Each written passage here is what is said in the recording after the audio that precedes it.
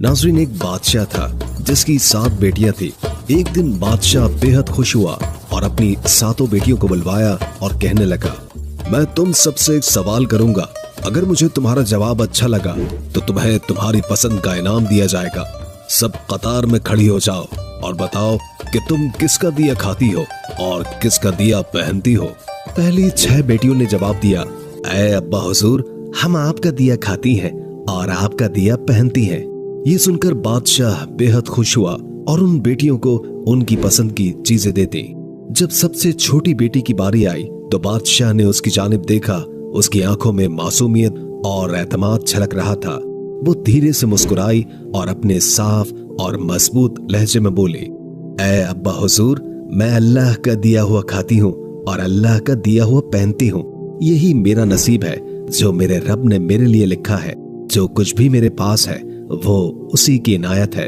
ये अल्फाज सुनकर दरबार में एक लम्हे के लिए खामोशी छा गई। ये जवाब एक आम जुमला नहीं था, बल्कि तवक्कुल, शुक्र और हकीकी समझ का आगाज था। उसके लहजे में ऐसी गहराई थी कि हर शख्स हैरत ज़दा हो गया। उसकी बात में एक गैर मामूली सच्चाई और आजिज़ी छुपी थी, जैसे वो दुनिया की तमाम नेमतों को हकीकी मालिक की तरफ मंसूब कर रही हो। बादशाह के चेहरे पर गुस्से और हैरत के मिले जुले जज्बात थे। वो शायद ऐसे जवाब की तवक्को नहीं कर रहा था, लेकिन ये छोटी सी शहजादी अपनी उम्र से कहीं ज्यादा समझदार और दाना लग रही थी।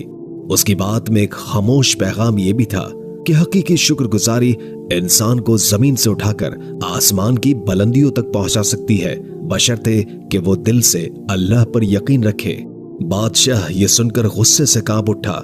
उसके चेहरे पर गुस्से की सुर्खी नुमाया हो गई और धाड़ते हुए बोला, ऐ कमबख्त, तुमने मेरी नाशुक्री की है, मेरे एहसानात को नजरअंदाज किया है।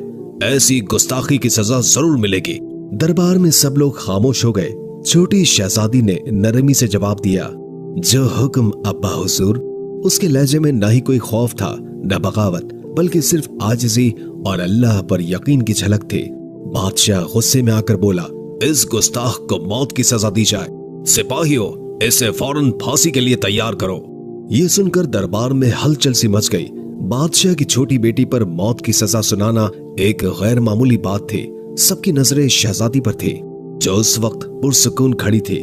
उसके चेहरे पर खौफ का कोई निशान नहीं था, बल्कि एक अजीब सा इत्मीनान था, जैसे वो जानती हो कि उसका रब उसके साथ है। इसी दौरान बादशाह का वजीर आगे बढ़ा। वो बादशाह के करीब आकर बोला, ऐ आलिजा, अगर इजाजत हो तो कुछ अर्ज करूं। बादशाह ने गुस्से से उसकी तरफ देखा और कहा,